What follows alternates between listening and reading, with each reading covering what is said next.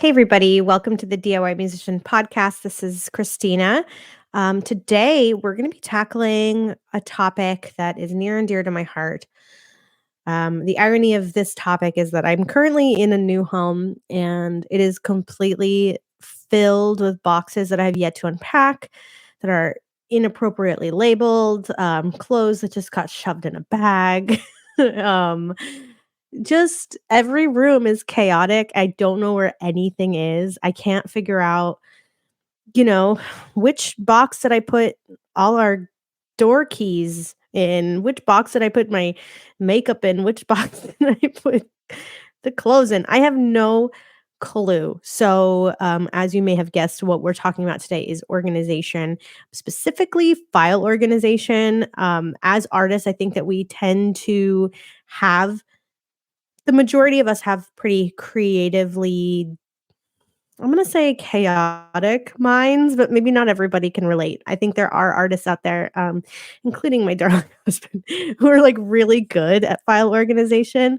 And so we're going to talk to Via and Rachel today from CD Baby about tactics to stay organized, ways in which you can best collaborate with other artists, because the last thing you want to do is be one of those creatively messy minds that other people, other collaborators, producers, managers, publicists, whatever, don't want to work with because you're so all over the place. You don't even know where your stuff is. So, let's dig into it. I think this is going to be a fun one and probably pretty practical for most of us. So, let's go. You're listening to the CD Baby CD Baby DIY Musician Podcast.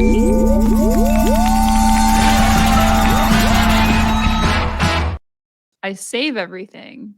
Like everything is saved, but it's like the actual organization of things that I feel like I could improve. So I can almost provide like some of that perspective a bit, because I do care about this stuff. I organize most of my things, but not to this degree at all. So we're going in and we're already, I just hit record because I feel like there's no point in even creating an intro to this because I already did record an intro to this.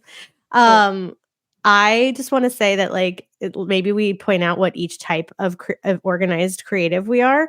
I already said this in the intro, but I'm currently in a house that is filled with boxes that are unpacked and things on the table that don't have places to go and trash bags full of clothes. I don't know which trash bag is what. And this last few weeks, way too long to be in boxes still, just have been so chaotic about where are my things and where do they belong. And I cannot survive like this much longer. I am the kind of person that when it comes to my home, I need visual decluttering. I hate stuff out. And it's funny because my husband is the opposite. I will totally refine the aesthetic of the home while he's gone and totally clean it up, and then he'll come home and just put a bunch of shit right on the table after I got the vibe right, But when it comes to file organization, I am the total opposite. I have I think Rachel, you even commented on this when I posted about it once, but I have maybe 200 untitled documents in my Google Drive. you did tell me that, and it actually made my hands start sweating when you. But I really want to be the type of person that has a file organization system, and then again, the opposites of my husband is meticulous about his Google Drive and his Dropbox, and has the perfect setup. And I think honestly, he should be on this podcast because not me.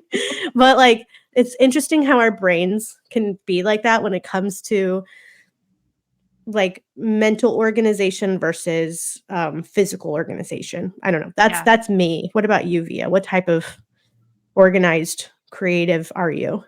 I'm somewhere in the middle on both fronts. So I definitely resonate with what you said, Cristina, about wanting to get the clutter out of your space. I will say that's typically the first thing that I do on the weekends. I typically kind of put it off. But then when I really need to get things done on the weekend and get ready for the week ahead, I'm just going all out there. And then I feel so much better. Oh, good. It's spiritual. Yeah, exactly. It's a cleansing ritual. And when it comes to file organization, it's similar.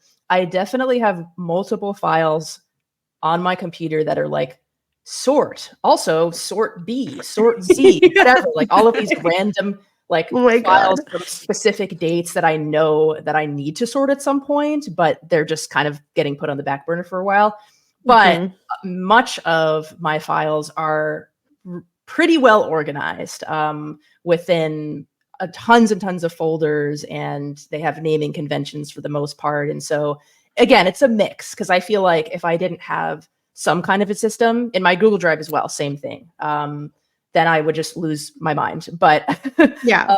I try to stick to it as much as I can, and sometimes life just gets in the way. So Yeah, and like similar to that sort A, sort B file system, I feel like there's also in the physical realm as well. I have found that, and this is like maybe something I need to talk about in therapy. Mm. I am also the queen of like bags of stuff to sort later. oh Like, yeah, I'll just shove it all into a bag and that's my shove that Kwanzaa over under the here. bed, and I'll get to that later, because it makes me feel like I'm organized, but it's just a bag full of crap. And yes, as I say it out loud, absolutely something to talk about in therapy. What about you, Rachel? Oh man, I'm all over the place. Like with my physical music gear, I need like my pedal board to be immaculate. I need Mm, to know where all my stuff is. I sometimes have checklists for like everything that I need to bring to the gig. And I care about the condition of my equipment and my microphones, my guitars, all that kind of stuff. So like there I'm like, great physical space. I'm also really intense about the kitchen. My partner will attest to that. Like I need it to be clean. I need to be clean my way. mhm. Uh, Ooh, I but wanna know what your way is, but Ooh. we don't need to get into it. It's okay, that's a different fine. episode, yeah. um, but yeah, like different other things like clothing or like yeah, other physical stuff. I'm just kind of like, eh. Um, I'm also really intense about my email as well. My inbox is meticulously organized. But Whoa. yeah, with music files, again, everything is saved. I make sure that everything is saved and most of the time backed up. It's a matter sometimes of finding it and figuring out where it is, how I named it, how to get it to whoever is requesting it as quickly as possible. Yeah. And that's why we wanted to have this episode. I think all of us have different brains. All of us have different ways of sorting through things. All of us have different naming conventions, different ways that we sort of like put all of our music things into separate piles. But ultimately, when you're working with other people or when you're trying to get a project done, having organizational systems is helpful. Absolutely. I don't know how I ever did it before until I started learning how to create proper folders, like spreadsheets. I've become a spreadsheet queen. A messy brain doesn't really do anybody any good when it comes to productivity. Does it do people good when it comes to creativity? Maybe yes. Taking all of your ideas, throwing them on the wall, seeing what sticks, absolutely like a benefit of a messy brain. But when it comes to actual productivity or the assembly or getting shit done, you need to have some sort of system that not only you can follow, but that others can follow. It also enhances workflow. Not having to tell people, oh, actually, no, I think it's maybe in Dropbox instead of Google Drive. Like having an actual flow helps just get things done quickly. And you also will just come off like more of a pro. You can tell the difference between, even in emails, between somebody that does have their shit together and somebody that doesn't have their shit together. And I mean, what are some of the challenges of being disorganized? It's all pretty self explanatory. Time consuming searches for specific project files. I don't know how many times, in the past before I had a system, I would be like, okay, well, I know I saved that edit on my desktop, but I didn't save it in my documents. Or maybe it is in my documents and it's in this folder. And actually, no, it's in this subfolder. Why did I create 12 subfolders for this that none of them link up? So, like, having to mine through yesterday's brain problems to to like try to track down something not only takes so much time, it's also really mentally frustrating. And sometimes, I don't know about you guys, but like when I get mentally frustrated, it almost makes me procrastinate more. Mm-hmm. Yeah, Oh, I yeah. had a recent experience. It's actually like last week, not to fully show my cards, but like someone from a radio show wanted a specific track of mine to play on the radio show. And it was an older one. And I was like, no, I know that I have this on my desktop in my file organizing system. And it turned out it was on a completely different laptop. I And that hate laptop that. was dead. And I Yeah. was like, not like gone dead, but like dead. And I was like, I don't have time to charge this up. They need it immediately. So I actually had to go onto my SoundCloud and download the file from there, my which is gosh. like Oh, the wow. weirdest, most roundabout way. But I got it done. It just took way longer than it should have and was Okay, so tip number 1, which I'm just going to throw this one in there. It's not even on our list. Having an external hard drive where you dump all your old laptop's worth of work, Oh, yeah. whether it's mixes that you like, I know I want to be able to go back and like work on this mix, or maybe it's final files. Just like having a system in an external hard drive that you know all your music lives in, so you don't have to keep going between laptops to find that. I feel like that would be really helpful for people. Yeah, me. I Yeah. have a good system for that. And this actually came up for me with a friend of mine that I've known for years, and he's a super talented musician. I've been following him for, a very long time, and I have all of his demos, anything he's released. And at one point he came to me, I think this was like last year or something, and he was like, yo, actually, like my laptop died and my hard drive died or whatever, and I lost access to all of my files. Do you have them? And I was like, I got you. I'm gonna Yeah. upload them right now. And so Wow. I made sure that those were backed up and that all my stuff is backed up as well. And I think we're going to get into this a little later as well, but I will just put in another call to action here. Always make 2 backups at least of everything that you have, whether that is on an Amen. external hard drive or in the cloud or whatever, because On a sometimes physical things piece of fail. media, like put Yes. it on a CD. I know that we like to pretend like those shouldn't exist anymore, but like having physical something, whether it's a tape, a CD, whatever, that you have something on floppy disk, I don't care, but you never know, that hard drive might glitch out. Mhm. That computer that you've been holding on to because it has your files from 2010 on it, it might never turn on again. This is a sad anecdote. My father passed away in 2020, and I realized I didn't have any voicemails or like any like phone recordings of him.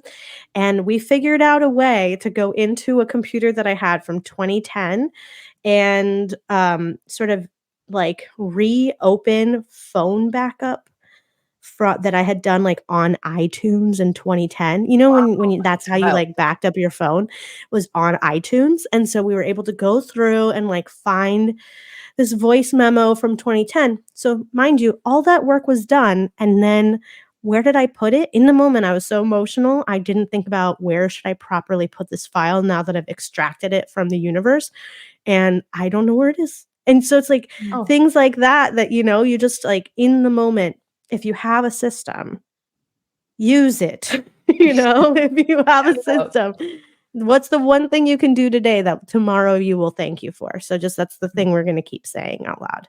Risk of overlooking creative potential projects or things like that.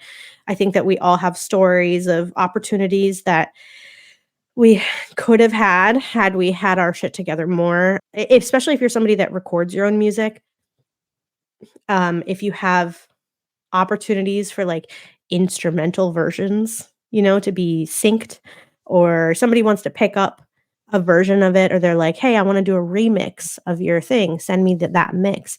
Well, if you don't have that mix or you don't know where it is, you're going to miss out on that opportunity. So creating systems where you have, even if it's like if you didn't do that yourself and you worked with a producer, you worked with an engineer, asking for things up front and then making sure you just have those in their proper folders so that if those opportunities ever arise, you got them. Yeah, that is so true, because I feel like I'm just even thinking about my collaborations with the producer that I've been working with, and he has some of the files that we've been working on. I have some of them. Yeah. And we have also been working across Google Drive and Dropbox, Mm, and this is actually giving me a reminder that we should probably loop consolidate. everything together, Mhm. because sometimes something happens and it's too late and you can't, get that stuff back. So that's important.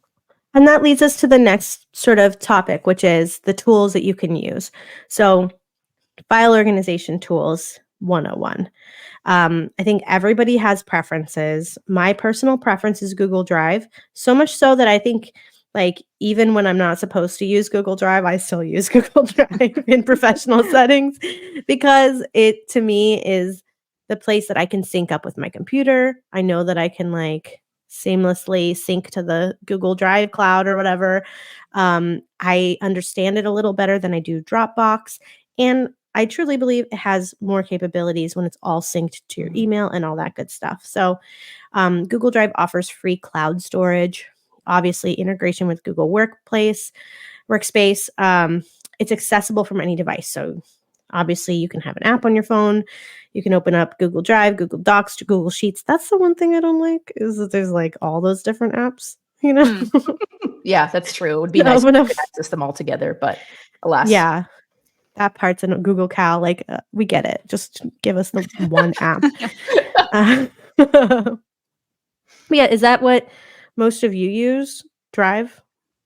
Yeah, Mhm. that is my go-to. I do have some stuff in a Dropbox account, but I definitely prefer Google Drive for a number of reasons.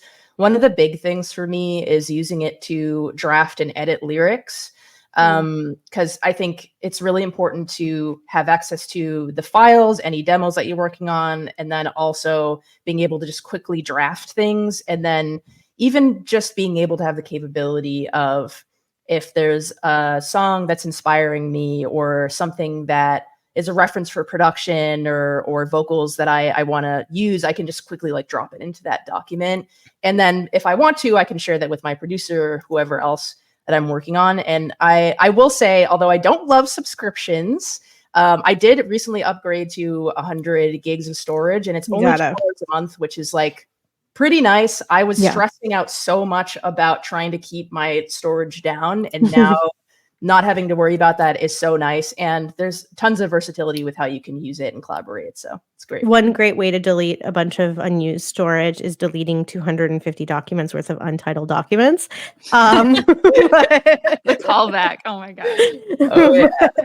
I will say that Google Drive, as somebody who records my own music, and so I start there, right? Like day one, I'll start the songwriting process in my computer in Ableton. I'll start recording. I have it synced so that automatically everything's getting backed up to Drive. So everything's getting saved to Google Drive from my machine. That way, if my machine were to die and I have an album's worth of work in there, I'm not losing it. So that's automatically happening. And I feel like that is also the best way for me to then share those collaborations with other people. If I'm like at the, okay, I need bass stage of this song, I can send them the most recent mix or the most recent edit and do that directly from Drive. So that sort of thing is helpful as well. And yeah, spring for the extra storage. Go It for it. will come out really quickly. Yeah, and I mean, what we're still like, Google is going to be around probably forever, right? So everything's just going to keep getting bigger and Well, bigger and bigger. never So you say might as well. forever. Come on. I hope so. Yeah. I Yeah. used to work at Google. I'll tell you what. What? Yes, you can create basically your entire system from, like you said, via lyrics, recording, edit, master, chord sheets, and contracts. So I have like a file in my Google that goes specifically just to my artist name.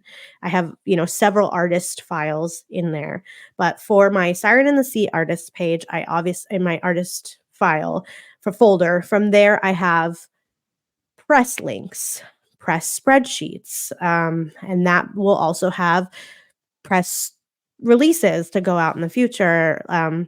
So all of these things can be organized either like in bulk or you can organize them by project. I think some people really like to do it that way. Like, you're working on, so my Siren in the Sea, then it'll be the project title. And then in the project title, you'll have bam, bam, bam, bam, mixes, edits, masters, lyrics, chords, PR plan, marketing plan, et cetera, et cetera, et cetera. That way it's all in one place.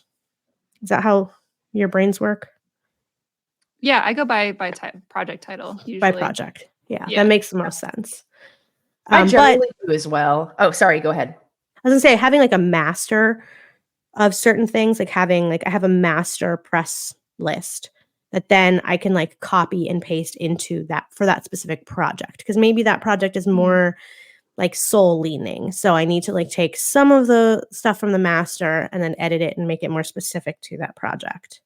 Or maybe the marketing plan is a little bit different. So I've got my templates in the master folder and then I'll like move those things over.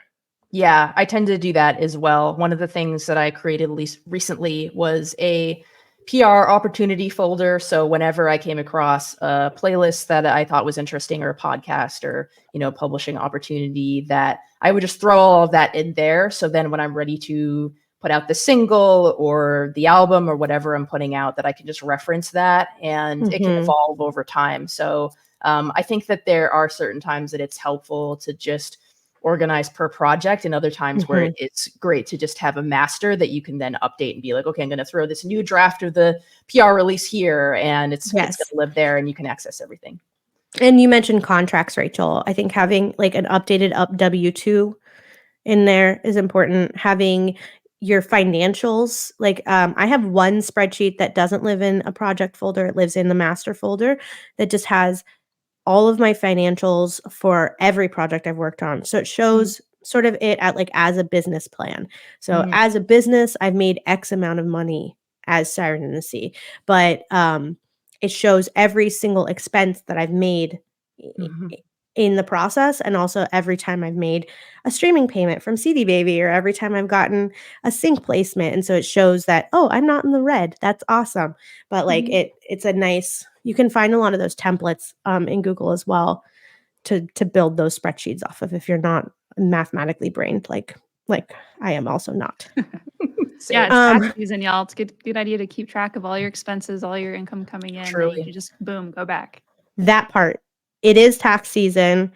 I have expensed the stuff out of my music stuff. You can expense so many things. Plane tickets if you had to fly somewhere to go work on a project with somebody. If you bought records, because that's research, honestly, for your career. I've expensed clothes to wear on stage. I've expensed makeup when I was on tour. I expense, like, you can expense so many things to do the work to find out what that is and how to do that properly. Don't do it just like to cheat. But yeah, if you're in the US, tax season, if you have your stuff organized, anytime you buy a piece of gear, anytime you buy like a wall, like even this, like hardware, software, anything, all of that adds up and you can make some money back. So yeah. I have a question for you about this, Cristina, because I've started to do all of that stuff in a spreadsheet. Just note my expenses and everything and getting all that ready for tax season. And one of the things that I've struggled with is time management around that. Like my original goal was I'm going to spend, 2 hours every month just getting all this stuff together, updating the spreadsheet. And sometimes that doesn't happen. I'm a little behind. So I'm curious, do you do this every week? Do you do it every month? How do you organize your time to make sure you're staying up to date with it? Me personally?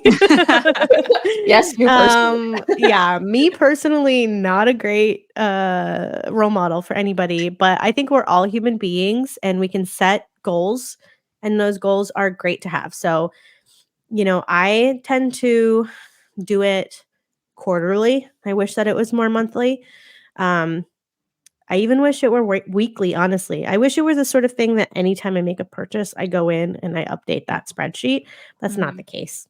I can make 20 Amazon purchases this month and I'm not going to go in and like update the spreadsheet about it. But my grandmother, on the other hand, that bitch will every Monday morning balance her checkbook like a boss for the whole family. And you will see her. She'll spend the entire day.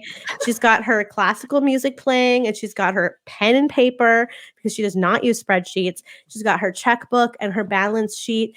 And every Monday is also laundry day. but she will happen. She's I love that like mentality. Like Yeah. Monday is the day I do my books and I do my laundry. And I love that. I wish that was how my brain worked. I think in my highest self, that is who I am, but we're not there yet. So the short answer is I'm all over the place, girl. But the like highest self too. answer is every Monday I just balance my spreadsheets. And We're all just doing our best. we're Yes, all doing our yes, we are. best. Okay, so we talked about Google Drive at length. I do think we should mention the other ones. Dropbox is user friendly. Obviously, they've got a great support system for file synchronization across devices and collaboration. A lot of creatives prefer Dropbox over Google Drive when it comes to storage. That's out there. Thoughts? No? Cool. No. Um, I don't really use it, so Yeah. OneDrive, which is a Microsoft product. So that's something that a lot of companies use, I think. Especially if you have a PC. I'm a PC person on this call. I think I'm the only one. Are you? Hmm. I am. Yeah. Do you ever use OneDrive? No. No. Cool. Yeah. And that, Microsoft 365, etc. That one works really well if you're using a lot of the Office applications, Microsoft Word, Microsoft Sheets, Microsoft Docs, Excel, etc. There's one called Box, which I've never heard of or used, but found it. WeTransfer is a good system for sharing large files. If you aren't comfortable sharing Google Drive or you don't have the space for it, WeTransfer is a great way to make that happen. I know that I use that a lot when I'm sharing like albums worth of files with the sync company or something like that. Or like videos too. It's good for that as well. Oh Or yeah, sending to masters. Mixes and stuff between your producer and your engineers and your mastering and whatever. And you don't need an account for basic file transfers, which is pretty cool. There's like a paid system. So you can have like a free account. There is a limited amount of things that you can transfer with a free account, but it's actually not that limited, honestly. And then there's a few other things on here. Mega, haven't heard of it. Sync.com, haven't heard of it. Both are sort of cloud storage. It's just storage stuff. Look it up. And then for sharing demos. I know that back in the day, and by back in the day, I mean even up to like a year ago, SoundCloud was sort of like how people would share their demos. But I've heard a lot of people talk about really preferring that you don't send them SoundCloud links. So I started using Samply to share demos with. I really highly recommend it. It's free. It's a great way to send like the full album, and you can have the album cover and you can have everything dedicated to that there. I don't know why people aren't keen on sending SoundCloud links, but specifically when it comes to like pitching things in advance of the record being out, preferring not to have a SoundCloud link. I don't know why, but yeah, that's just I wonder if that it could have to do with like the permissions, because I know it can be easy to not check the box that says allow downloads on your SoundCloud link, and then maybe someone would forget that and then they can't download the file. Yeah, that could be it. But again, I really like Samply. You can see how many times somebody has listened to it from a specific place. So that's fun if you've pitched it to like 30 people and like somebody's in New York and you're like, oh, they listened to it like 5 times. They must really like this. That's a good one to use. You can create a private link on Bandcamp. So that's still an option. And also, I would be remiss if I didn't mention, I know that Chris and Kevin have moved on to BandLab, but BandLab does have a lot of collaborative features, and it is a tool that is really getting a lot of traction right now. So I'm sure at some point we'll have them on to talk about it. So yeah, BandLab, look into it. I like that. That's going to be my tag whenever I don't know enough about something. Look it up. You know what to do. You know what to do. Google it. Yeah, I was just adding this here to explain a little bit about other aspects of organization, because I know we've basically been talking about digital files and storage and how that helps in the music making process, but I've also found that it's helpful across multiple aspects of both my life as a musician, but also in, a music career. So 2 examples I can share here are when I was looking for a job in the music industry, which I know, some folks who are musicians want to work in the industry, want to make that their full-time thing. And so I didn't even realize how many music companies were out there until I started looking. So one of the things that I started doing was just doing really deep dives on LinkedIn, like looking at one company, and then there's always companies on the side that LinkedIn recommends to check out, and just going and seeing what's out there and what kinds of things that they do. And then I created a whole folder system just so I could remember to look at those companies' job boards or sign up for job alerts. So it's a good way to stay organized there. Yeah. And then I would also say, if you're going to networking events, for instance, just making sure to, if the vibe is right, of course, add them on LinkedIn and then follow up and just say, hey, I had a great conversation. Maybe share something that you learned in the conversation, or share a resource that you may have mentioned. And I think that goes a long way, just in coming across professionally, whether you're an artist who is looking to get sync placements, or, or you're a music industry professional or looking to get into that space and work in that industry. And it's good to really keep on top of that stuff when you can. Yeah, even when it comes down to personal things, like I have spreadsheets now that are all of the addresses of my friends and family. It started as like a wedding guest RSVP list that after that I realized, you know what, I need to start updating some of these addresses just to have them so I can stop texting people when I want to send them something and asking them for their address.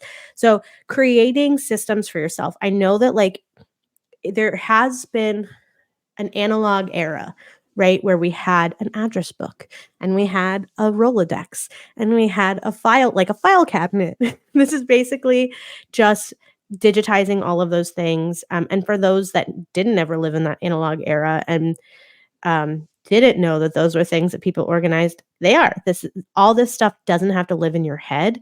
I think that that's one of the things that keeps us like the most overwhelmed as human beings in 2024 is there's so much data, so many things to keep like on top of. We have so many mental and physical tabs open that we often forget to write something down, like pen and paper. I have a Google Calendar, a work calendar, and a physical planner because I need to have, sometimes some things do belong in the analog realm organizationally and some things belong in the digital realm. So yeah. I relate to I that also a lot. go ahead. Sorry. Yeah. I was just gonna say, I also have a physical calendar, like a wall calendar that I use. I use that for things like I literally will write out sticky notes and I'll be like, okay, in 2025, I'm going to have a checkup for this. I'm going to need to go to this doctor's appointment. And it's You're just helpful so to have it there. I try. Wait, But what's then the I picture also on your have- calendar? What On your was wall that? calendar? What's the picture on your wall calendar? What's a theme? Oh, that is a good question. I actually Mine's don't have Garfield. it with me right now, but I usually do nature scenes. I think the one that Ooh. I have right now is beaches. So, Oh, but cute. I'm Okay. also a big fan of cat calendars, of course. Mine is the full moon in various situations. Really a big fan of that. Nice. Ooh. Okay, Yeah. so you're saying you have your wall cal, you have your Yeah, What I have else? my wall calendar, I have a Google calendar, and of course the work calendar. So I sort of go back and forth between all of those. But you're so right that sometimes something that you need to do is right for one calendar, but not for another. And sometimes it's just helpful to decompartmentalize a little bit because like it can be overwhelming to try to fit everything into one calendar. It's also, I mean, like you said, having multiple backups of certain folders, sometimes having multiple backup of information. So like if I forgot to write something in my paper calendar, but I had created a Google Calendar reminder about an appointment I had, at least I have that information there. I think again, like one of the things that I want to keep harping on that I keep trying to implement in my life, and I'm not perfect, and we're absolutely not, I'm not a guru in any freaking way, is what is something that you can do right now that'll take 30 seconds that like tomorrow you will save you for. If I have an appointment or I'm meeting a friend or whatever, I'll drop that address in the calendar invite or whatever in the calendar reminder. Those sorts of things. I know that seems like so dumb and easy, but those are things that we can often overlook. And so same thing with if you have a show booked and you wrote on your calendar, show 7 p.m., March 31st. Don't forget to put where it is. Where is it? Maybe who booked it, like who's your contact information for that. Any information you can in there so that when like the day before the show, you remember, oh, load in is at 5, the show starts at 7. All this information, I like set myself up for this 3 weeks ago. We good, you know? Who wanted to be on the guest list? All that's in one place. That sort of thing. I envy that. I need to do more of that. I mean, I haven't played a show in a minute, so this is like not relevant to my personal life currently, but it's not about me. Yeah. Yeah, I also wanted to like say that it's nice to have something that I feel like I do well, I will say.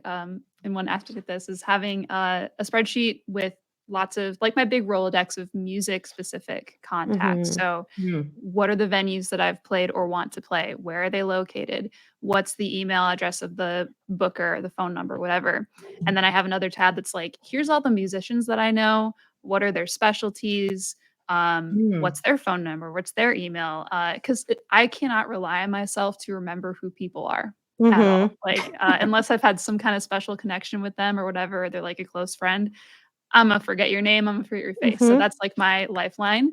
And then, recording studios, merch companies, any other companies that you work with for t-shirts, various things for your career, having everything in that spreadsheet is super helpful for me. And having a notes tab in there and having a notes section on that spreadsheet so that you can remember that tiny detail about that relationship you have with that person. Maybe they hate phone calls. Maybe they are a morning person, not a night person when it comes to responding. Maybe they have an actual preference on their website that says, do not email me, only call me. Maybe they have a son who you met one time who really wants to come to see your band play and you promise them tickets, whatever. Like having those notes just so that it makes every individual relationship that you have seem more individual. Does that make sense? Like when you're reaching out to venues and you say, "Hey Tom, how's your kid doing? I owe you a ticket." Also, like I'd love to play, whatever. Like having those relationships, it just makes it more genuine and authentic. And again, you don't have to remember every detail about every person in your head. This is what that's for. Back in the day, I bet people wrote these things down on pieces of paper. Probably.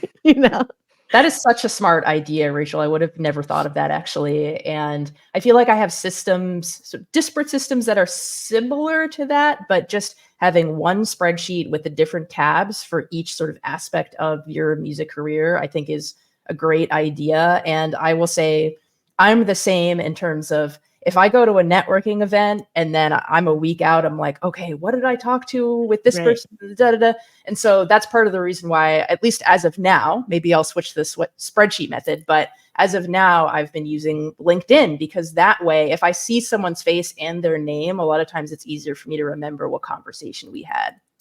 Hey, why not? If you do have a spreadsheet, grab their photo from LinkedIn and pop that in there next to the name, next Lev, take it there.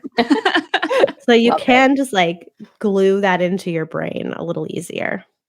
Yeah, for me, it's Instagram that I rely on too much, and and then I'm at the mercy of whatever it's going to show me, and then I'm like, where is this person? What was their name? I'm looking for my follower list, trying to find who they were. It's not efficient.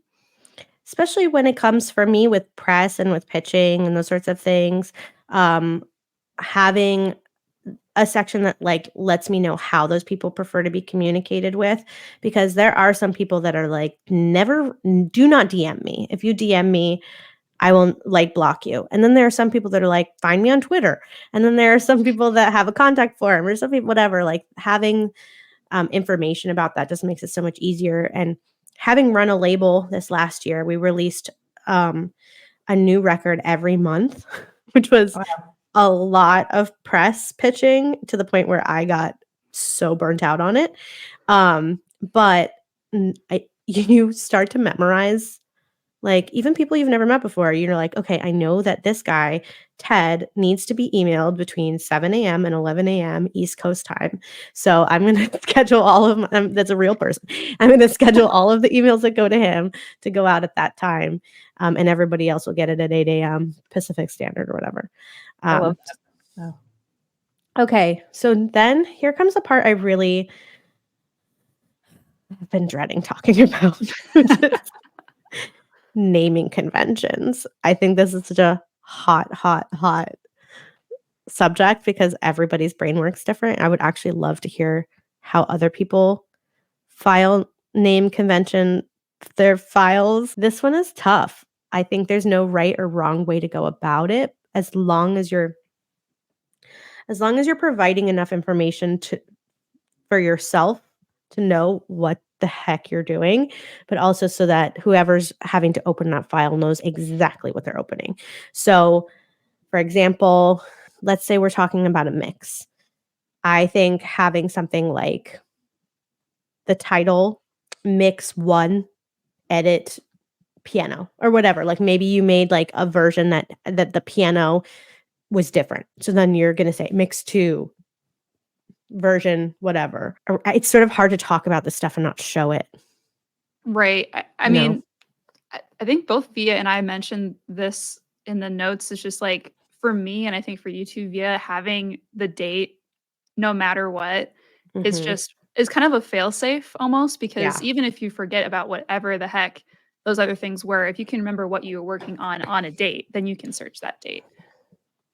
Yeah, I would also add that one of the things that helps me in terms of finding the file that I want to work with is there will be times that maybe I have 2 different versions of a song and I want those to be prominent, but say I have 5 other versions that I know, okay, I'm not going to use those anymore. These 2 versions are the most updated. So I'll put a folder in there just saying like old versions and I'll throw those in there. And so that on top of having the date just to know like, okay, this was made a little bit, later in the process and this was my earlier version and I know what I did for each of those. That can be really helpful. I feel like I don't just rely on naming conventions because the folders are also a key part of it, but it definitely helps.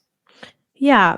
And also though, if it is named properly though, not to negate that, I just think that Hmm. you don't necessarily have to throw all that stuff into an old versions folder if you have it set up in such a way that the most recent one will have the most recent date and it shows exactly what it was about that into that file entails. So Oh if we yeah. added something extra to that file, that's in the naming convention somehow.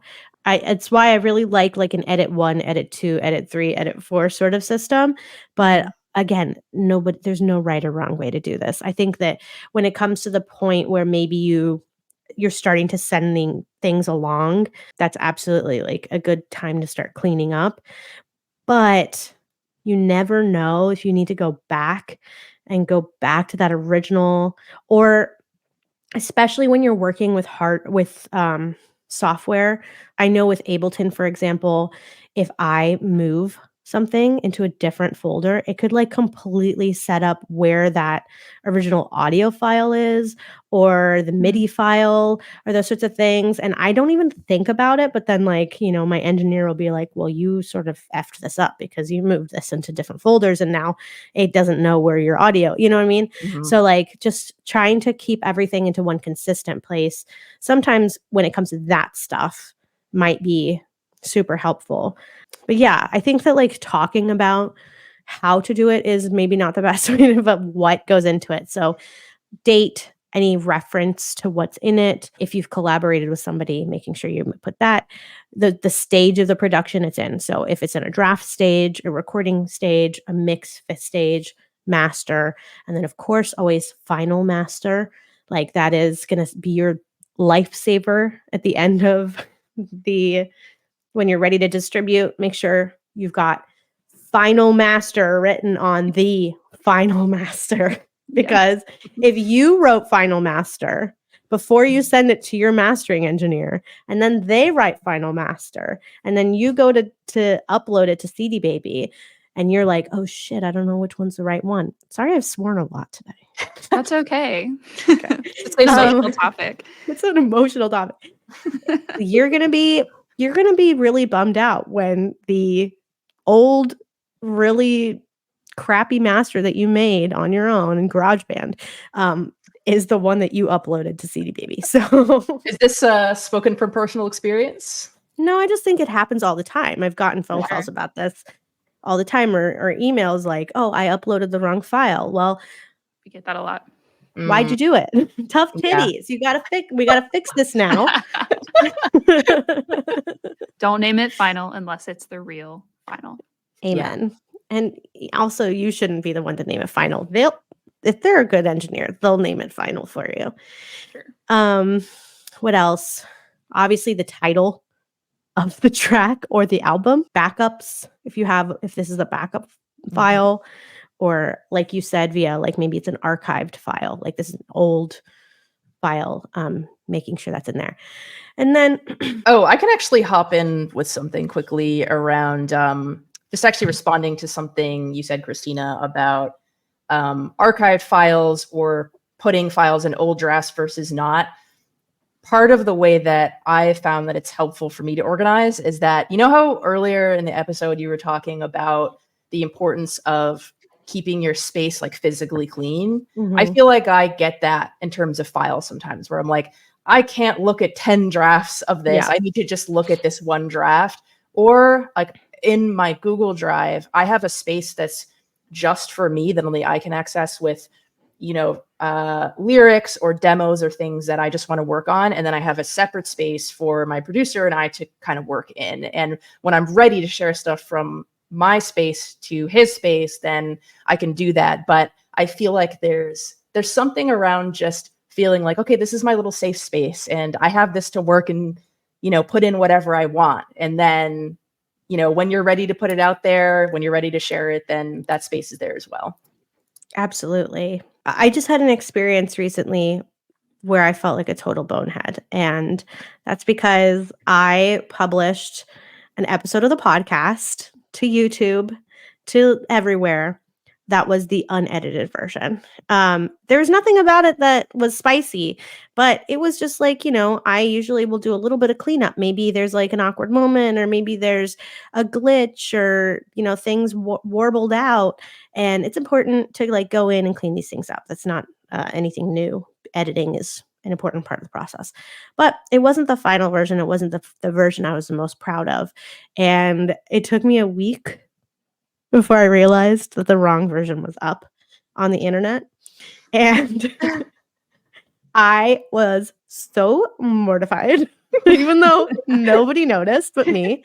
I freaked out and was like, how do I take this down right now? So I like texted Rachel at midnight her time and like texted. Yeah, you did. Yeah. It's just like one of those things. And so I realized the reason why I had uploaded the wrong thing is because I had written something on the file, like final edit, something.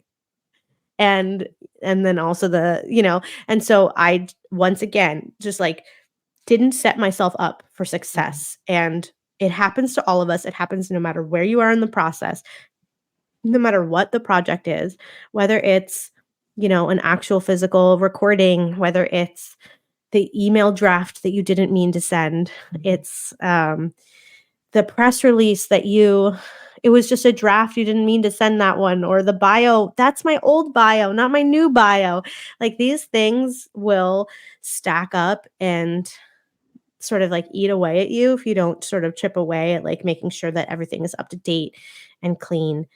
There's so many things that we have to think about as artists from all of the things I just listed. Like, not only are we the creatives creating the music, we're also the people sending the files to other people. We're the people writing the bio. We're the people writing the press release. We're the people, like, we're often our own manager, booking agent, networker, band leader, whatever. And so having a system set up to help you is just gonna save your butt. Your ass, yeah. Yes, I know. I censored myself, but Why'd you do that? I don't know. I don't know that like everybody that listens to this podcast realizes how much of a sailor I am. I think I swore in an interview once, like in a job interview, and didn't get the job for that reason. Oof. Gosh. Yeah, I know what I'm gonna do soon is and I'm gonna actually put it in my calendar, schedule time, like an afternoon, to go through my stuff, Mhm, back up my things, mhm. and get my stuff in much better order. I know people who do a way worse job than I do, but like Truly. I just really need to be doing this. I think everybody should. Even through having this conversation, I've identified at least 10 different things that I need to literally write down right now to do, including my own advice, which is back up onto an external hard drive all my past recordings. I need to transfer lyrics from my journal, my physical journal, into my Google Drive. I need to update my financial spreadsheet because I just got a CD Baby payment on Tuesday. I need to update my networking spreadsheet because that thing is out of date. And I've definitely met a ton of people in the last year that I haven't updated. What else? So much. So I much. folks that I need to get back to from networking events that I've been to. I need to figure out how to collaborate best with my producer and make sure that all of our files are accessible. Definitely need to get ready for tax season, like Mhm. yesterday. There's so I- much more. But yes, this is inspiring and hopefully will help motivate us to be better stewards of our stuff and the things that we need to do. So we're all a work in progress, of course. But we are all a work in progress, and that's where we're going to leave it. Thank you both for joining me on this. I think we were all three sort of, this came up in a whirlwind conversation of things that we wish existed out there to talk about. And so I'm really glad that we're having this conversation. If you have thoughts about this, listener, and you have great ideas, please share them in the comments. also like and subscribe, please. Thank you. Oh my Like and gosh. subscribe. Like and subscribe. Is that how we end it now? Yeah, I guess. Cool. I guess Ended.